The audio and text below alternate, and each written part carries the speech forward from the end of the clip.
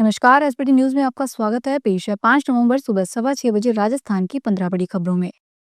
छत्तीसगढ़ के बिलासपुर जिले में मंगलवार को एक बड़ा रेल हादसा हुआ। कोरबा पैसेंजर ट्रेन और मालगाड़ी के बीच जोरदार टक्कर हो गई।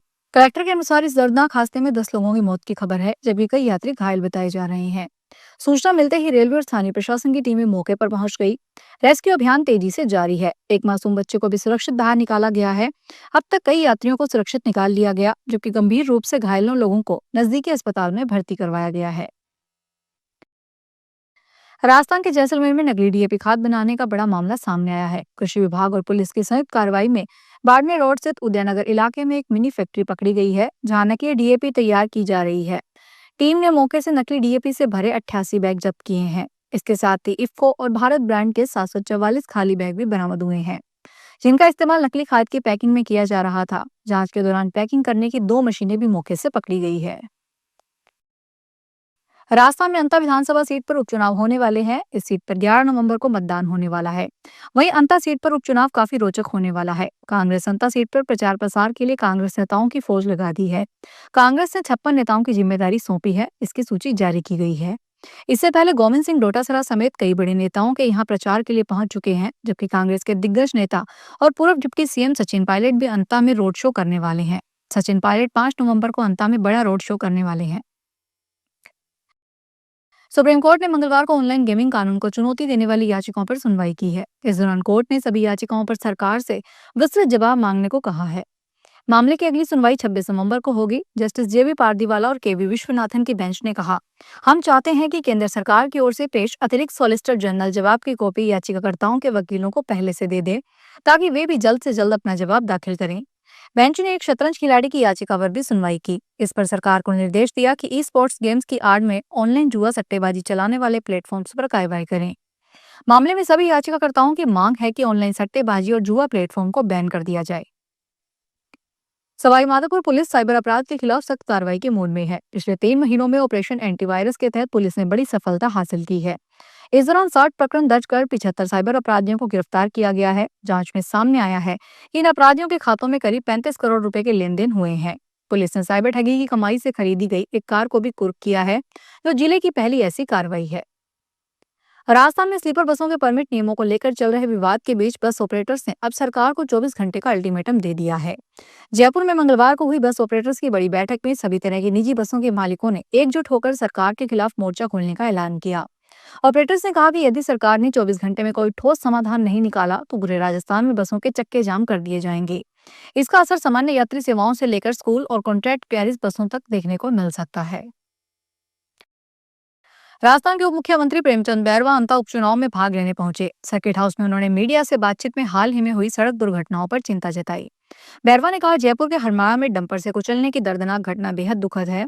उन्होंने बताया कि जयपुर में हादसे के समय चालक शराब के नशे में था। इस पर सरकार ने सख्त रुख अपनाया है। शराब पीकर वाहन चलाने वालों के खिलाफ कड़ी कार्रवाई की जा रही है। उन्होंने कहा, सरकार किसी भी कीमत पर यात्रियों की सुरक्षा से समझौता नहीं करेगी। जयपुर शहर में मंगलवार को एक और बड़ा हादसा होते होते टल गया। जेएलएन मार्ग पर स्थित गणेश मंदिर चौराहे पर पंजाब रोडवेज की एक बस ने पूर्व अधिकारी अशोक संपत राम की फॉर्च्यूनर कार को जोरदार टक्कर मार दी। हादसे के समय उनकी पत्नी सिमरत कौर और ड्राइवर कुलदीप सिंह भी वाहन में मौजूद थे। तीनों सुरक्षित हैं, हालांकि गाड़ी को भारी नुकसान पहुंचा है। प्रत्यक्षदर्शियों के मुताबिक बस की रफ्तार काफी तेज थी। कांस्टेबल कंवर सिंह ने बताया कि पंजाब रोडवेज की बस ने अचानक कार को पीछे से टक्कर मारी, जिससे फॉर्च्यूनर का बोनेट बुरी तरह क्षतिग्रस्त हो गया। राजस्थान के मुख्यमंत्री भजनलाल शर्मा के नेतृत्व में और मार्गदर्शन में खाद्य एवं नागरिक आपूर्ति विभाग ने सामाजिक न्याय और पारदर्शिता को साकार करने की दिशा में अभूतपूर्व उपलब्धि दर्ज की है। आधिकारिक सूत्रों ने मंगलवार को बताया कि देश में जनसंख्या के अनुपात में राष्ट्रीय खाद्य सुरक्षा अधिनियम के तहत करीब 4 करोड़ 46 लाख लाभार्थियों की सीमा निर्धारित है। यह सीमा पूरा हो जाने पर कारण नए पात्र व्यक्तियों को रोजाना लाभ नहीं मिल पा रहा था।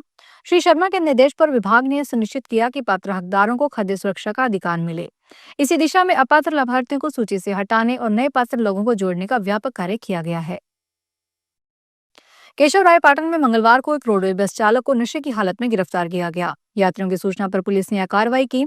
एसआई हरिशंकर मीना ने बताया कि यह बस कोटा से केशव राय पाटन जा रही थी। यात्रियों ने बस के चालक में नशे में होने की सूचना पुलिस को दी। सूचना मिलते ही पुलिस ने केशव राय पाटन टोल प्लाजा के पास बस को रुकवाया और चालक को हिरासत में ले लिया। पुलिस के अनुसार बस यात्रियों से भरी हुई थी। सिख धर्म के प्रथम गुरु और संस्थापक गुरु नानक देव जी का 556वां प्रकाश पर्व 5 नवंबर को पूरे श्रद्धा और उल्लास के साथ मनाया जाएगा।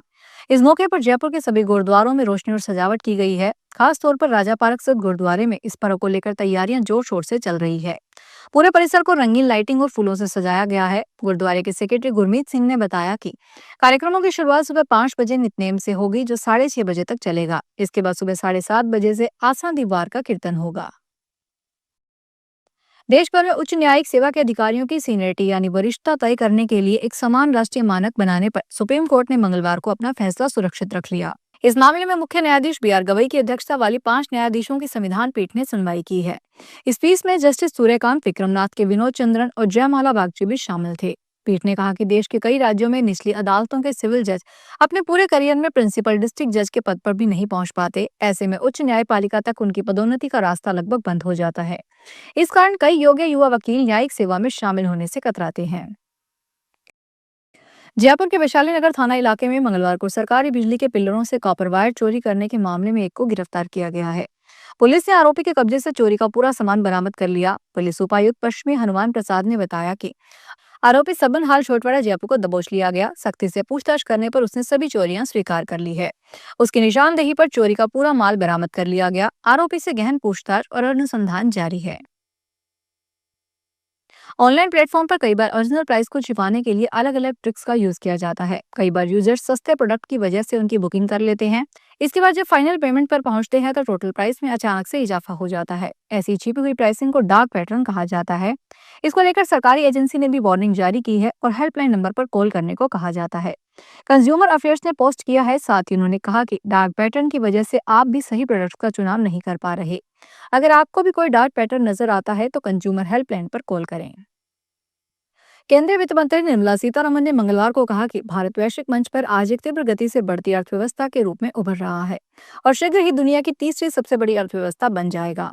सीतारमण ने यहाँ दिल्ली स्कूल ऑफ इकोनॉमिक्स में छात्रों को संबोधित करते हुए कहा कि भारत आज अपनी आर्थिक ताकत के दम पर अपने पैरों पर खड़ा है।